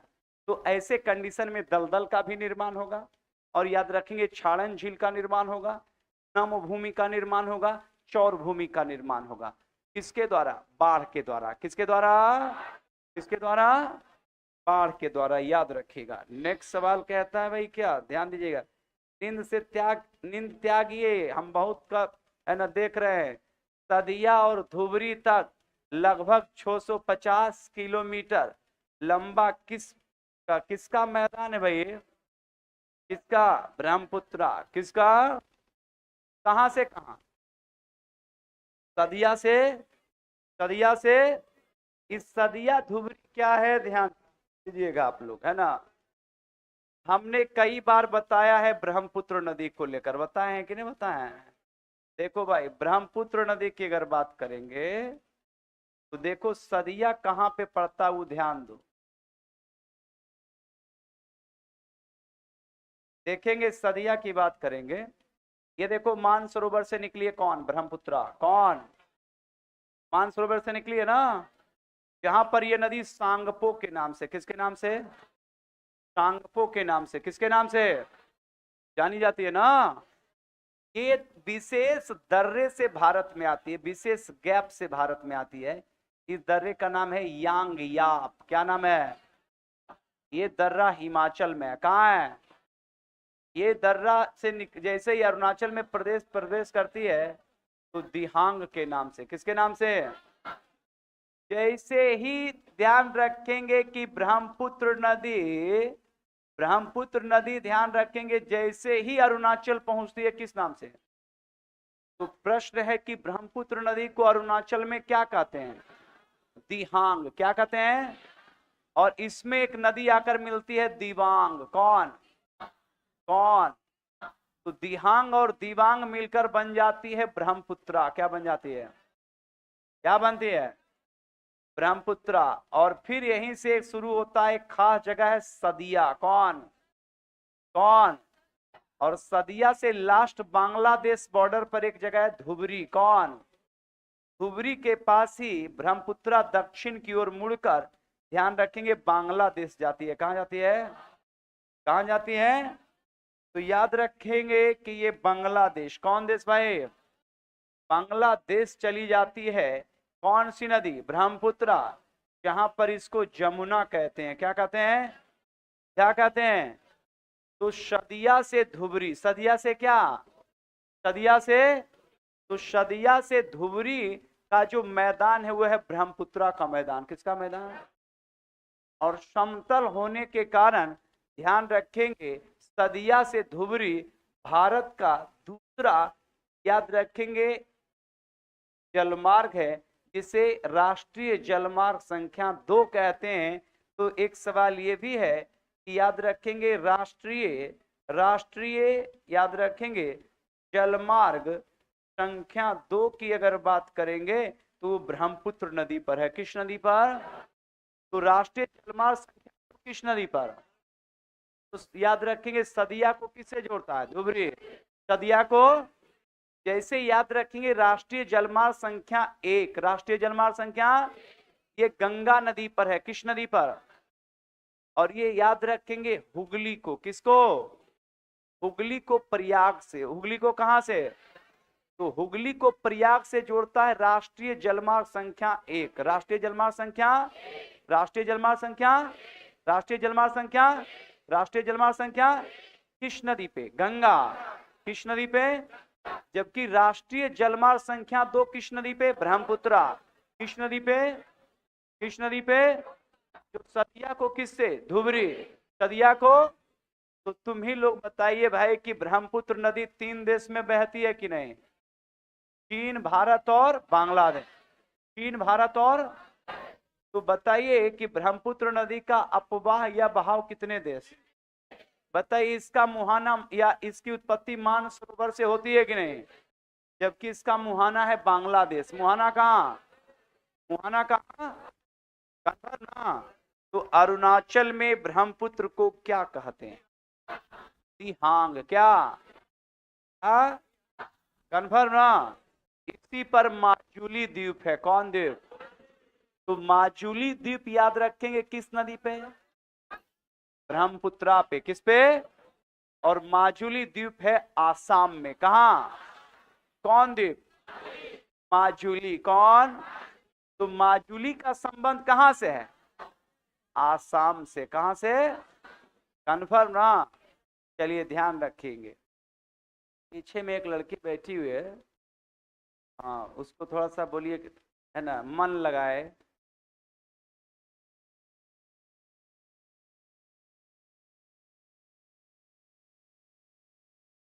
नेक्स्ट सवाल क्यों, हम जैसे उदास देखते हैं ना तो हमको बहुत टेंशन होता है कि भाई अब डॉक्टर के पास आए हो तो ये मत सोचो कि मरिए जाएंगे, अब मरना तो है ही, है ना?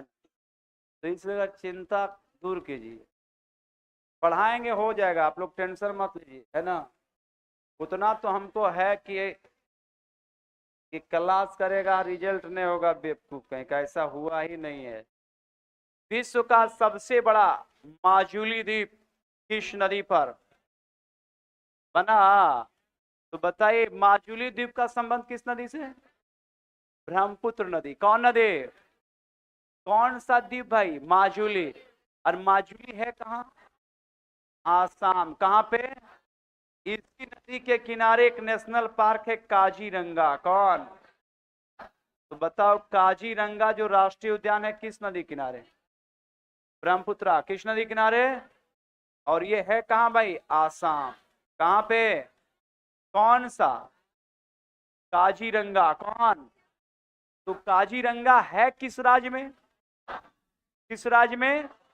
किस राज्य में? और किस नदी किनारे? किसके? कंफर्म ना, ध्यान देना है। नेक्स्ट सवाल की ओर चलेंगे भाई। कहता है कि शिवालिक के ढाल पर चौड़ी पट्टी जो छोटे छोटे पत्थरों के टुकड़ों के काफी मोटाई में जमा कर दिए हैं, इस निक्षेप को क्या कहते हैं? हावर। क्या कहते हैं? कन्फर्म ना? आइए इसको भी समझा देते हैं आज। हावर क्या है भाई? ध्यान देना है। देखो भाई,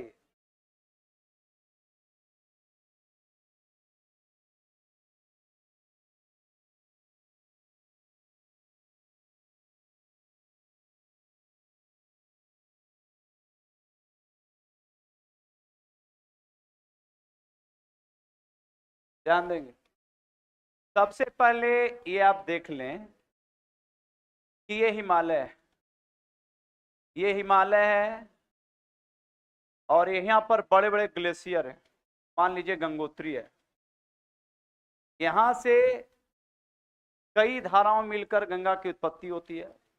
और जब गंगा बड़े ऊंचे ढाल से आती है तो उसकी गति तीव्र होती है ना। आप देखे होंगे कि जब केदारनाथ त्रासदी हुआ था, तो केदारनाथ त्रासदी में जब ध्यान रखेंगे कि आपका मंदाकिनी नदी में बाढ़ आया था, क्योंकि वो केदारनाथ के पास चौराबाड़ी ग्लेशियर से निकलती है, जिसमें बहुत श्रद्धालु मारे गए थे, लगभग 6-7 हजार लोग मारे गए थे। तो बड़ा तेजी से एक बहुत बड़ा पत्थर आया था और वो केदारनाथ मंदिर के ठीक पीछे आके वो रुक गया था, जिससे पानी डाइवर्ट हुआ था। तो जब उतना वो लगभग, है ना, हजारों क्विंटल का पत्थर को जो नदी ला सकती है, तो हाँ, छोटा छोटा पत्थर को लाएगी ही लाएगी ना। तो होता क्या है कि जब नदियां अपने साथ बरसात में ढेर सारा, गौर कीजिएगा, इसमें यहाँ पर देखेंगे कि इस मैप के जरिए समझेंगे कि ये जब तीव्र ढाल से उतरती है ना, तो तीव्र ढाल से जब उतरती है तो अपने साथ ये कीचड़ लेके आती है, अवसाद, मिट्टी, पानी घुला हुआ है, और अपने साथ कीचड़ और मिट्टी के साथ साथ बड़े बड़े स्टोन को भी लेके आती है। तो स्टोन जैसे ही समतल एरिया में, जैसे ही शिवालिक का ढाल, ये मान लीजिए शिवालिक के ढाल जैसे ही ढाल से थोड़ा समतल आया, वो जितना पत्थर है, वो पत्थर, वो याद रखेंगे, समतल भूमि पर क्या हो गया? क्या अब पानी समतल भूमि पर सिर्फ गाद को लेकर आगे बढ़ेगा, क्योंकि पत्थर को अब ले जाने का ताकत नहीं है, क्योंकि पत्थर तो ढलान से आ गया था, क्योंकि ढलान पे थोड़ा सा भी पुश किया पानी तो वो पत्थर आ गया। लेकिन जैसे ही शिवालिक के नीचे आया तो समतल पर वो आके बैठ गया। अब पानी में उतनी ताकत नहीं है, लेके तो चलाओ उसको कि चलो तुम जहां तक तुमको लेके चलेंगे, लेकिन जैसे ही समतल भूमि आया वो बड़े बड़े याद रखेंगे पत्थर आके बैठ गए, और वो जब बैठ गए तो ऐसे क्षेत्र याद रखेंगे कहलाया भावर। क्या कहलाया? भावर क्षेत्र। क्या कहलाया? तो शिवालिक किसके भाई? तो याद रखेंगे शिवालिक जो हिमालय का सबसे दक्षिण हिमालय है, जिसे वाह्य हिमालय कहते हैं, जिसे क्या कहते हैं? तो शिवालिक के बाद कैसे प्रदेश हैं? भावर। कैसे? जो पत्थर कैसे हैं? पत्थर के स्टोन है। अब भावर के बाद अब ये याद रखेंगे नदी का जल जो है वो लेके चला, याद रखेंगे अवसाद लेके चला, तो ध्यान रखेंगे नीचे ये भी कीचड़ को फिर यहां जमा कर दिया, क्योंकि ऊपर से जैसे जैसे पानी आता गया तो वो कीचड़ भी ध्यान रखेंगे जहां जहां उसको मिला जगह वहां वहां पर वो क्या होने लगा? जमने लगा। और ऐसे अवसाद जो जमे वो याद रखेंगे दलदली वो नम भूमि क्षेत्र कहलाया, जिसको याद रखेंगे हम कहते हैं तराई। क्या कहते हैं? ये काफी उपजाऊ मिट्टियां थी, ह्यूमस कीचड़ वाला मिट्टी था, जहां दलदल और नम भूमि के कारण यहाँ पर खूब घने वन उगते हैं। तो ये तराई क्षेत्र याद रखेंगे वनों के लिए याद रखेंगे काफी महत्वपूर्ण है। और तराई के बाद जब गंगा नीचे मैदान आई तो अब मैदान में भी ये क्या करना शुरू की कि मैदान में भी अब ये जब मैदान में बारिश होगा तो नदी में पूरा पानी आएगा। अब नदी में जब पूरा पानी आएगा तो ये नदी बाढ़ लाएगी, और जब बाढ़ लाएगी तो ये ध्यान रखेंगे आगे ये आपका कुछ ये नदी बेसिन कहलाता है। और ये नदी बेसिन की बात करेंगे तो ये प्रत्येक साल गंगा बोस की सहायक नदी बाढ़ लाती है, जिससे वो क्या करती है कि यहाँ का मिट्टी यहाँ, यहाँ का मिट्टी यहाँ, इस तरीके से एवरी ईयर ये नदियां अपने दियारा वो अपने टाल क्षेत्र में जो उसका बेसिन है उस क्षेत्र में हर एक साल बाढ़ लाकर यहाँ का मिट्टी वहां, वहां का मिट्टी वहां लाकर जमा कर देती है, जिस कारण ये मिट्टियां रिपेयर और मुलायम और याद रखेंगे उपजाऊ हो जाती है, जिसे याद रखेंगे हम जलोढ़ मिट्टी तो कहेंगे ही, लेकिन यहां पर इस मिट्टी को हम याद रखेंगे खादर कहेंगे। क्या कहेंगे? खादर। खादर का मतलब होता है नई जलोढ़। क्या होता है? नई जलोढ़। क्या होता है? तो खादर का मतलब क्या होता है? नई जलोढ़। क्या होता है? जबकि ध्यान रखिएगा कि आज से लाखों वर्ष पहले गंगा ने जिस क्षेत्र में मिट्टी लाकर इस एरिया में मिट्टी लाकर जमा किया, तो ऐसे पुरानी मिट्टी को बांगर कहते हैं। क्या कहते हैं? तो पुरानी जलोढ़ को क्या कहते हैं? बांगर। क्या कहते हैं? क्या कहते हैं? तो पुरानी जलोढ़ को क्या कहते हैं? बांगर। और नई जलोढ़ को क्या कहते हैं? खादर। क्या कहते हैं? तो शिवालिक के बाद कैसा प्रदेश? कैसा? अब प्रश्न कहता है कि हिमालय का उत्तर से दक्षिण में क्रम बताइए, तो सबसे पहले हिमालय का कौन? शिवालिक होगा कि नहीं? शिवालिक के बाद भावर, भावर के बाद तराई, तराई के बाद मैदान, तराई के बाद और ये मैदान होगा गंगा का मैदान। कौन मैदान? और इस मैदान में दो मिट्टी मिलेगा, एक खादर और दूसरा। तो नई जलोढ़ को क्या कहेंगे? अब पुरानी जलोढ़ को और नई जलोढ़ को कंफर्म ना? जबकि याद रखेंगे नदी अपने साथ बड़े बड़े पत्थर को लाकर ध्यान रखेंगे अपने ढाल के ठीक बाद जो जमा करती है वो ऐसे प्रदेश कहलाते हैं भावर। क्या कहलाते हैं? अब भावर के बाद तराई। कौन? तराई में याद रखेंगे नम व दलदल भूमि। नम और कैसा? नम व दलदल भूमि क्षेत्र को क्या कहते हैं? तराई, जो वनों के विकास के लिए क्या है? काफी लाभदायक होते हैं। वनों के विकास के लिए क्या होते हैं? लाभदायक होते हैं। क्लियर ना? और वहां खूब घने जंगल होने के कारण ध्यान रखेंगे नदी के को भी सुरक्षित करता है वो जंगल, क्योंकि वहां पर मिट्टी का कटाव या मिट्टी का अपरदन नहीं होगा। इसलिए कर ये सारे नेचुरल प्रोसेस हैं, इस बात का ध्यान रखिएगा। नेक्स्ट सवाल की ओर चलेंगे। सवाल क्या कहता है? ध्यान दीजिए। नेक्स्ट सवाल, तो ये भावर प्रदेश आप लोग समझ गए।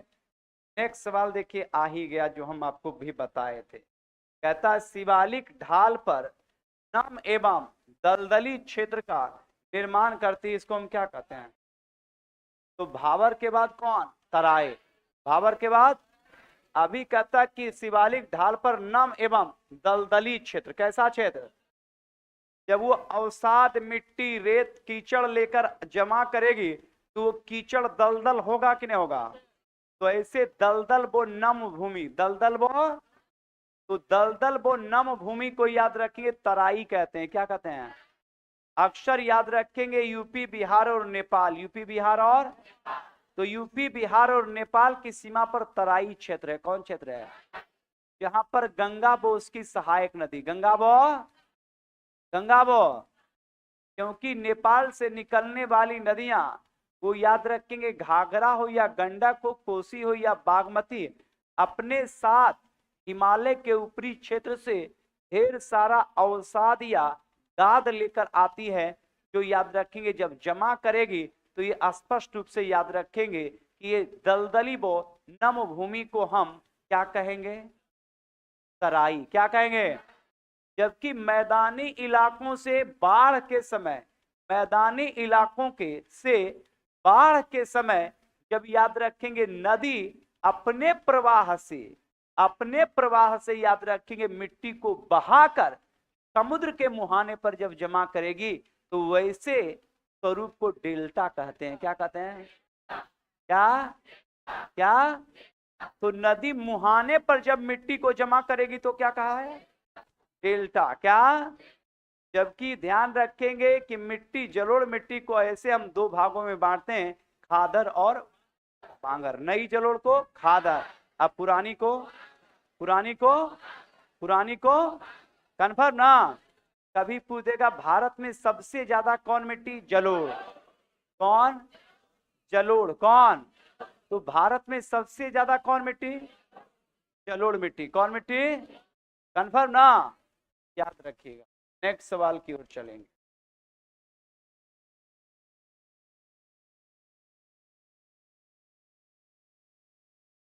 सतपुड़ा की सबसे ऊंची चोटी का कहता है कौन और कितना मीटर है भाई? धूपगढ़। ये 1300 कितना है? 50। 1300 कितना?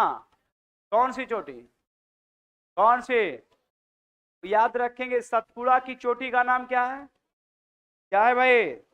किसकी चोटी? तो सतपुड़ा की चोटी का नाम क्या है? धूपगढ़। क्या नाम है? किसकी चोटी? सतपुड़ा। किसकी? तो सतपुड़ा की चोटी का नाम क्या भाई? कन्फर्म ना? तो पूरा आपको हम याद ही करवा देते हैं भाई। अक्सर हम मैप बना के आपको रिवाइज ही करते हैं, क्योंकि क्वेश्चन आगे रहेगा ई चोटी कहाँ है, वो चोटी कहाँ है, तो एक के मरते सब चोटी पढ़ लीजिए, है ना?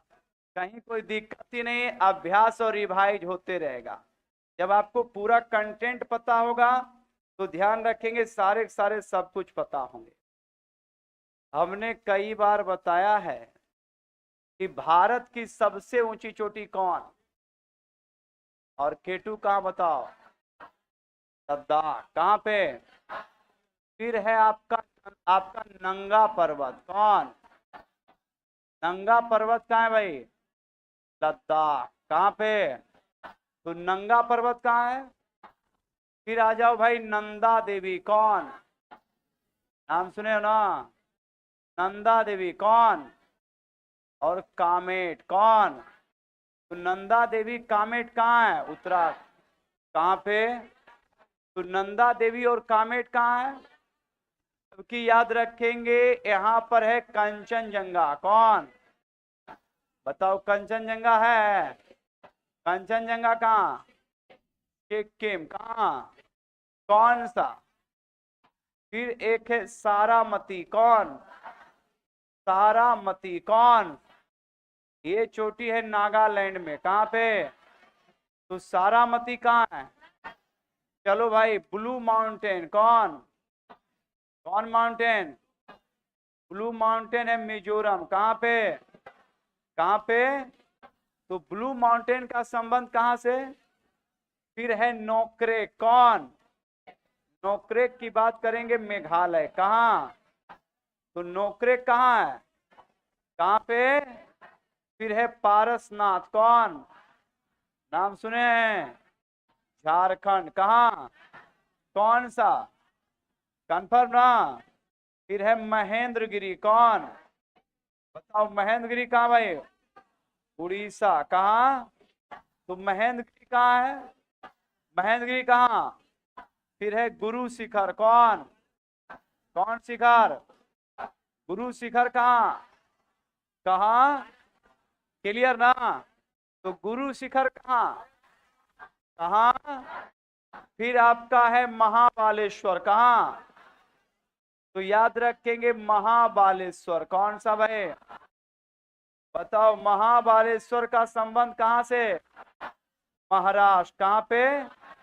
फिर एक है कलसुबाई। कौन सा? कलसुबाई। कौन भाई? ये भी कहाँ है? महाराष्ट्र। कहाँ पे? एक है कुंद्रेमुख। कौन सा? नाम सुने हो ना? कुंद्रेमुख। कौन सा? कर्नाटक। कहाँ? तो कुंद्रेमुख कहाँ है? जबकि अनायमुड़ी, कौन? अनायमुड़ी। कौन? अनायमुड़ी कहाँ भाई? केरल। कहाँ पे? कौन सा? तो अनायमुड़ी का संबंध कहाँ से? कहाँ से? कौन सा? जबकि याद रखिएगा डोडा बेटा। कौन? कौन? तो डोडा बेटा सबसे ऊंची चोटी है कहाँ? तमिलनाडु। कहाँ पे? कौन सा? चलिए धूपगढ़। कौन? धूपगढ़ कहाँ भाई? मध्य प्रदेश। कहाँ? तो धूपगढ़ का संबंध कहाँ से है? क्लियर ना? कोई भी सेट बनाइए, कितना सेट बनाइएगा 90% यही है ना? बाकी पर्वत ही बन रहा है, जो कि फिलहाल 1-2 हजार है ना, लाखों साल तक अभी कोई उपाय नहीं है। ध्यान रखिएगा। तो प्रश्न यहाँ पर कि भारत की सबसे ऊंची चोटी का नाम बताइए क्या है? केटू। कौन? केटू कहाँ है भाई? लद्दाख। कहाँ पे? तो केटू कहाँ? केटू कहाँ? कंफर्म ना? जबकि नंगा पर्वत, कौन? नंगा पर्वत कहाँ है? लद्दाख। कहाँ पे? गुरु शिखर। गुरु शिखर। गुरु शिखर। प्रश्न आ गया कि नंदा देवी और कामेट उत्तराखंड। कहाँ? तो उत्तराखंड में नंदा देवी और कामेट। कंचनजंगा सिक्किम। कंचनजंगा सिक्किम। पारसनाथ कहाँ? झारखंड। कहाँ? महेंद्रगिरी उड़ीसा। धूपगढ़ मध्य प्रदेश। धूपगढ़। धूपगढ़। बताओ सारामती कहाँ भाई? नागालैंड। कहाँ? Blue mountain. Blue mountain. Blue mountain. जबकि नोकरेक कहाँ? नोकरेक। नोकरेक। नोकरेक। कंफर्म। दक्षिण भारत की सबसे ऊंची चोटी भाई कौन? अनायमुड़ी। कौन? तो दक्षिण भारत की सबसे ऊंची चोटी अनायमुड़ी। कहाँ? कहाँ? कंफर्म ना? जबकि एक है डोडा बेटा। कौन? तमिलनाडु। कहाँ? तो डोडा बेटा कहाँ? तमिलनाडु। क्लियर? तो दक्षिण भारत या प्रायद्वीप भारत की सबसे ऊंची चोटी है अनायमुड़ी। कौन? उठाओ जरा देखो।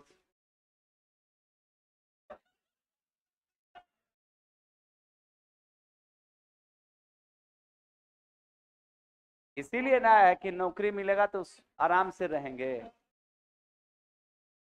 हाँ, ध्यान दो। समझ गया ना? हाँ,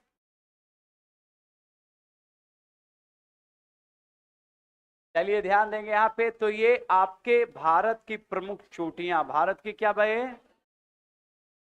रोज बताएंगे, है ना, ताकि याद आपको हो जाए। क्योंकि एक दिन आप लिखियो लीजिएगा ना, याद होने वाला है। आज तक किसी को याद नहीं हुआ है तो आपको क्या याद होगा? लेकिन हाँ, चलिए नेक्स्ट सवाल की ओर चलेंगे। क्या तुम तो दिन भर फोटो ये लेते रहता है? हो गया, फिर हम पढ़ाएंगे, आप टेंशन मत लीजिए। चल भाई, धूपगढ़ हो गया ना? अब तुम ही लोग बता देगा, यूट्यूब कमांडो कमेंट करेगा, छोटा नागपुर पठार की सबसे ऊंची चोटी कौन नाथ? अमरनाथ, केदारनाथ, बद्रीनाथ, भूतनाथ, अनभरनाथ, तो पारसनाथ झारखंड में है। पारसनाथ कहाँ है प्यारे? झारखंड की सबसे ऊंची चोटी है। झारखंड की क्या है? और ये छोटा नागपुर भारत में सबसे खनिज संपन्न पठार कौन है? तो सबसे ज्यादा खनिज अगर पूछ दे कि सबसे ज्यादा खनिज किस पठार में है भाई? छोटा नागपुर। कौन? इसे भारत का रूर प्रदेश भी कहा जाता है। भारत का क्या कहा जाता है? तो भारत का रूर प्रदेश किसको कहते हैं बताइए? किसको? तो भारत का रूर एवं खनिज संपन्न पठार कौन? छोटा नागपुर। कौन? और छोटा नागपुर में ही झारखंड की सबसे ऊंची चोटी का नाम, जो झारखंड के गिरिडीह में। झारखंड के कहा? कौन? पारसनाथ। क्लियर ना? धूपगढ़ कहाँ था भाई? मध्य प्रदेश। धूपगढ़ कहाँ? कंफर्म ना? एकदम ध्यान देना। कौन सी नदी भ्रंश घाटी में बहती? बताओ कौन? नर्मदा और नर्मदा की उत्पत्ति होती है अमरकंटक। कहां से? तो अमरकंटक मध्य प्रदेश से। कौन नदी? नर्मदा। कौन? तो ये भ्रंश घाटी या रिफ्ट वैली, भ्रंश घाटी या, तो एक तरफ याद रखेंगे पर्वत है विंध्याचल। कौन? एक तरफ कौन भाई? और विंध्याचल। और एक तरफ कौन है? सतपुड़ा। कौन? तो एक तरफ विंध्याचल और दूसरे तरफ कौन? सतपुड़ा। कौन? और यहां से बहती है एक नदी जिसका नाम है नर्मदा। क्या नाम? तो अभी मैंने बताया कि नर्मदा किन दो पर्वत के बीच बह रही है? विंध्याचल और तो विंध्याचल और सतपुड़ा के मध्य भ्रंश घाटी। कौन घाटी है? भ्रंश घाटी को ही रिफ्ट वैली कहते हैं। क्या कहते हैं? तो भ्रंश घाटी को क्या कहते हैं? क्या कहते हैं? तो भ्रंश घाटी या रिफ्ट वैली। भ्रंश घाटी या में बहती है कौन नदी? नर्मदा। कौन? और ध्यान रखिएगा ये अरब सागर में। कहां पे? तो बताओ भाई कि नर्मदा गिरती कहां है? अरब सागर में। कहां गिरती है? इसी नदी पर एक झरना है धुआंधार। कौन सा? तो बताओ धुआंधार झरना। कौन झरना? ये झरना मध्य प्रदेश में। कहां पे? किस नदी पे? नर्मदा। किस नदी पे? तो नर्मदा नदी पर एक झरना है। कौन? धुआंधार। ये नदी निकलती है अमरकंटक। कहां? दो पर्वत के बीच भ्रंश घाटी। दो पर्वत के बीच, तो दो पर्वत के बीच भ्रंश घाटी या रिफ्ट वैली में कौन बहती है? नर्मदा। कौन? इस लेकर ध्यान रखिएगा कि ये नदी डेल्टा का निर्माण नहीं करती, ये नदी एस्चुरी का निर्माण करती है। किसका? तो अरब सागर में गिरने से पहले नर्मदा किसका निर्माण करती है? एस्चुरी। किसका? तो अपने मुहाने पर एस्चुरी का निर्माण कौन करती है? नर्मदा। कौन? क्योंकि ये मैदान में बहती है कि घाटी में, जिसे भ्रंश घाटी क्या कहते हैं? भ्रंश घाटी क्या कहते हैं? इसी को कहीं सुन देखते होंगे लिखा होगा रिफ्ट वैली। क्या? तो रिफ्ट वैली या भ्रंश घाटी में कौन बहती है? नर्मदा। किन दो पर्वत के बीच? विंध्याचल और सतपुड़ा। और इस पर एक डैम है जिसका नाम है सरदार सरोवर। कौन? तो बताओ भाई सरदार सरोवर। कौन सरोवर? सरदार सरोवर परियोजना किस नदी पर है? बताओ। किस नदी पे? किस नदी पे? कौन सरोवर? कौन? कन्फर्म ना? तो इस तरीके से याद रखिएगा कि ये आपका नर्मदा। कौन भाई? तो आज का सेशन यहीं तक है ना।